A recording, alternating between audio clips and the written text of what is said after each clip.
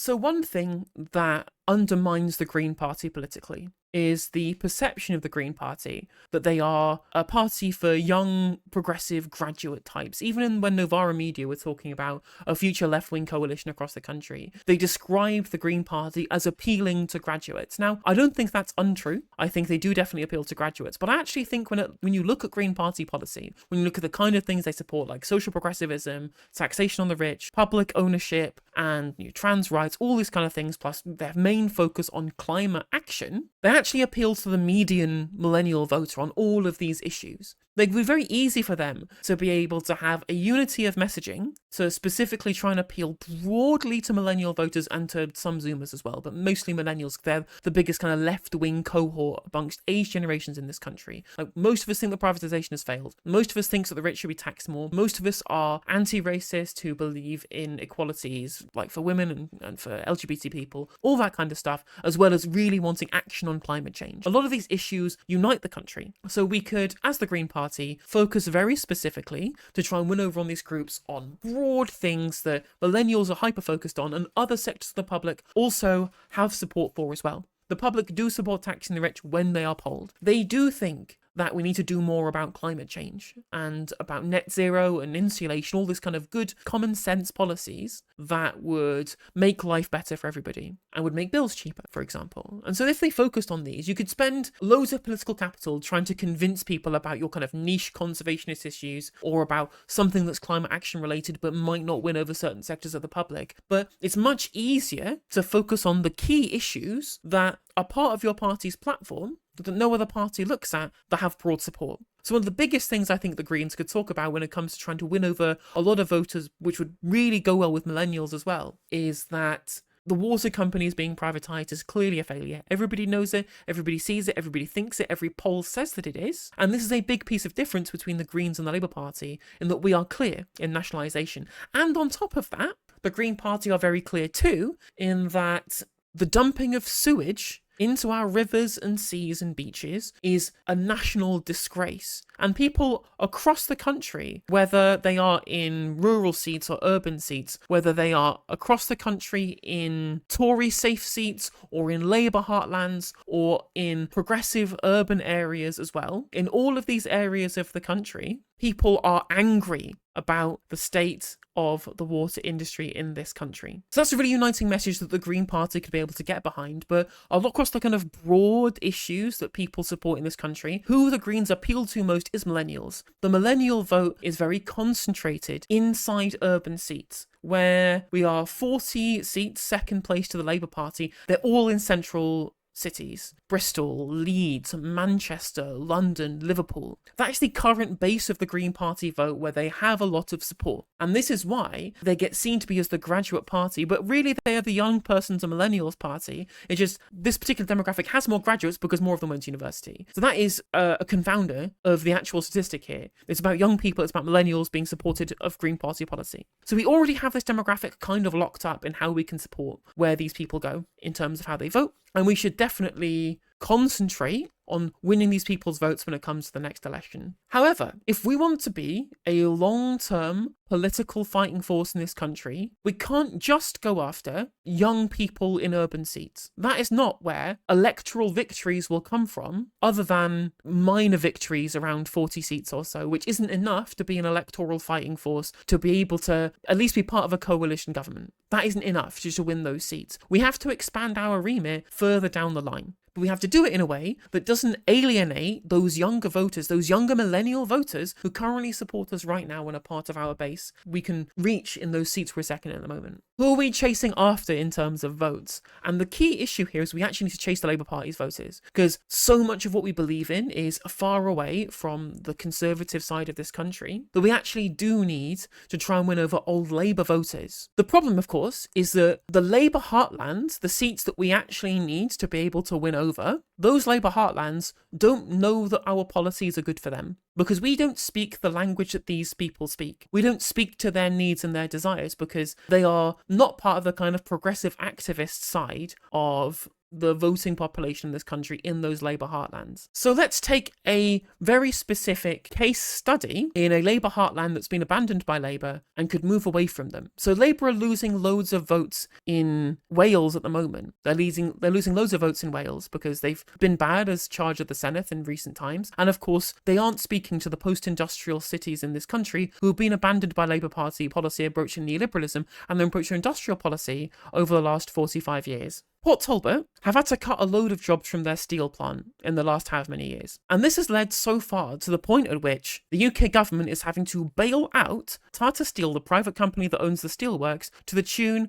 of £500 million. The £500 million Tata Steel subsidy in Wales, to Port Talbot. Even after losing a load of jobs in this specific plant, they're still having to get bailed out by the government. This is a failure of industrial policy. We privatised our steel industry, which isn't just a source of jobs. It's something that is important for our own procurement for companies in this country. It's an important resource that we need to have access to. Very few countries don't make their own steel. So it's a critical infrastructure that helps provide for jobs in this particular area of the country. If this plant goes, Port Talbot becomes a total ghost town. This will happen to towns all over the country during the Thatcher period. The state abandoned these in service of market-based solutions rather than public investment-based solutions. And those jobs went away, and those towns lost prosperity because of it, because of Thatcherite adherence to no industrial strategy and neoliberal market logic. Now, we oppose both of those things in the Green Party, but we don't speak to the people of Port Talbot. The key way we need to engage with these people,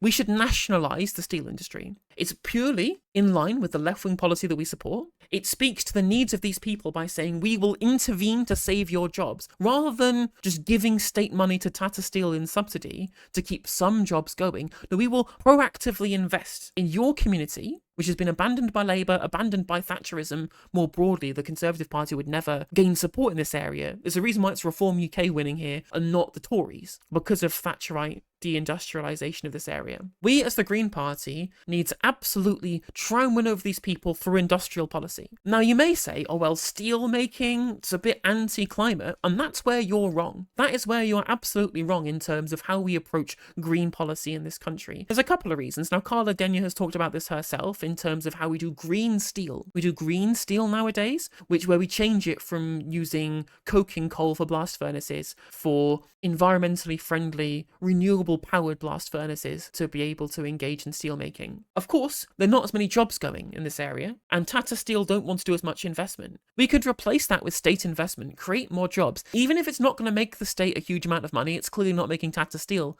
as much money, hence why the subsidy is going in. But it's more important to keep those jobs, to keep that community on side, and to maintain the critical infrastructure of steelmaking in this country than necessarily making it as productive and as profitable as possible. On top of this, if we lost the capacity to make steel in this country, that would incur far more environmental costs of having to ship it in from other countries, which is environmentally damaging, having to engage in all of this global shipping to try and import steel from elsewhere rather than make the steel at home. And if it's shipped from outside the UK, we cannot guarantee its own environmental credentials in the way that it's made in the first place. If we have it nationalised and we have it in the UK, that means we can guarantee that it's being made as greenly as possible. We have ownership of our own critical industries to ensure that we have access to our own steel domestically, and we can undermine the climate impacts of having to import it, which is incredibly inefficient to have to do, which is not a environmentally friendly way of creating steel in this country. And we would be able to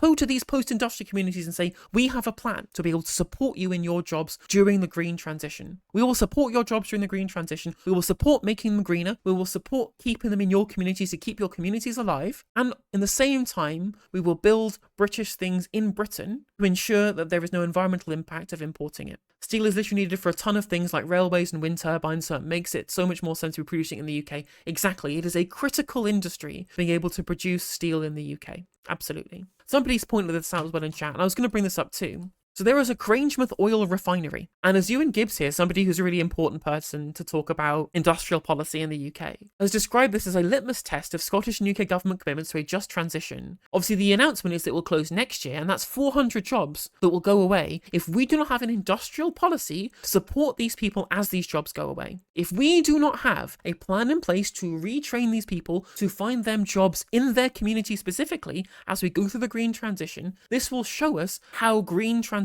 policies will lose voters and will push people away. Not only is it bad for the support of green policies more broadly, if people get put off by job losses in the green transition, who will have made the same mistakes as Thatcher. This will be the exact same mistake as Thatcher by changing state policy without a plan to save jobs, without a plan to save communities, and people will hate. They will hate those of us who pushed a net zero agenda if we do not find a replacement for those jobs. Ewan Gibbs even spoke to the workers at Grangemouth, and the workers are keen to use their skills to transition to green manufacturing. And as Ewan correctly says, any outcome which leaves them on the scrap heap would be appalling. Which even then, in extend, invest and transition, 100% is what these people believe. And if Labour fails these people, we will be the people with the solutions. It will not be Reform UK, who are Thatcherites. It won't be the Conservative Party, who are neoliberal as hell. It'll be us with an industrial policy. Not even the Liberal Democrats support industrial policy. It's uniquely the Greens and sometimes Labour who support industrial strategy in this country that will be there to say, we support the green transition, we support your communities, we support investment, we will find a way of transitioning you into the green economy without you losing your jobs, without you losing your livelihood, without you losing your community.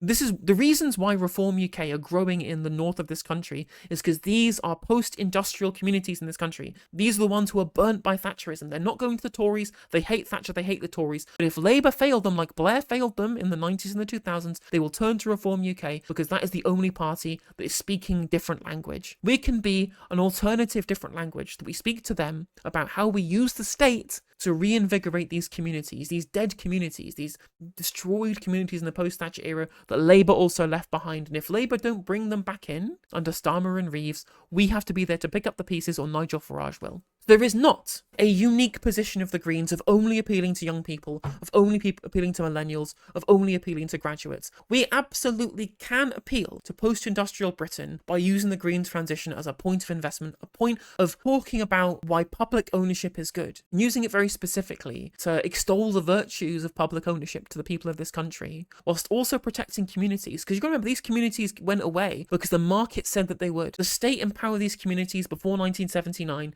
Thatcher took over, the market took over, the market decided that their lives were forfeit. The market decided that their communities were forfeit. And it's only a break with market logic that will bring those communities back. And if Labour aren't going to be the ones to do it, we have to be the ones to do it. We can win these seats. These are winnable areas of this country. And what's perfect about this policy platform, is it doesn't at all counteract what we're doing in urban seats with progressive voters. In no sense of the word does this policy platform contradict how we win over young people in urban seats either. So this is my future plan for Green Party messaging for post-industrial Britain. And I really do hope that other Green Party voters support me in my desire for a workers' economy in this country that supports left-behind communities and brings them with us throughout the green transition. Because if we don't, it will destroy left-wing politics and it will destroy climate politics as well. And we can't let that happen. Hey there, if you enjoyed the video, make sure that you like and leave a comment. That helps the video out in the algorithm. If you subscribe and ring the bell, it'll let you know when I go live. I stream every day on YouTube and Twitch. You can also follow all of my socials down in the description. And if you want to support me in a more financial manner, there's a join button for memberships. It's just 99p to be a member on YouTube, as well as a Patreon, and there's some merch there as well. And hopefully I'll catch you on the next video. Take care.